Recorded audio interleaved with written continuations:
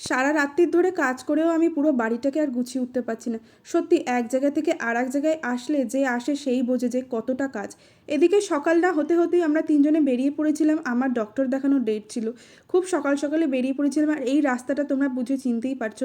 আমার না মনে হচ্ছে কতদিন পরে এসেছি। যাই হোক বাবুকে তো মায়ের কাছে নামিয়ে দিয়ে আমরা চলে গিয়েছিলাম ডক্টর দেখাতে। ডক্টর দেখানো হয়ে গিয়েছে, বাড়িতে এসে মায়ের কাছ থেকে বাবুকে নিয়ে আবার স্কুলে পাঠিয়ে দিয়েছিলাম। আর পুচু অনেক দিন ধরে ও বাড়িতে ছিল। নতুন বাড়ি তো ওকে এখানে গোছানো গোছানো করছিলাম বলে নিয়ে আসতে পারিনি। তারপরে ওকে নিয়ে এসে আমরা আবার খাওয়া দাওয়া করে লেগে পড়েছিলাম কাজে। এই ঘরটা ভালোভাবে গোছানো ছিল না, খাট লাগানো ছিল না, সেটা আবার পার্থ লাগিয়ে দিল। ফাইনালি ৩টের সময় চান করে আবার লেগে পড়েছিলাম গোছাতে। যতই গোছাচ্ছি ততই যেন শেষ হচ্ছে না, আজ এখানে এটা কাল সেখানে ওটা।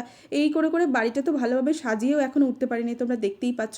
বাবা ছেলে দুজনে মিলে গল্প করছিল কোথায় কি লাগাবো, আর আমার পুচু শোনে আমরা ৪ জনে মিলে শুয়ে পড়েছিলাম আর ও দেখাচ্ছিল দেখো কোথা থেকে কোথায় চলে এসেছি। আজকের মতো টাটা।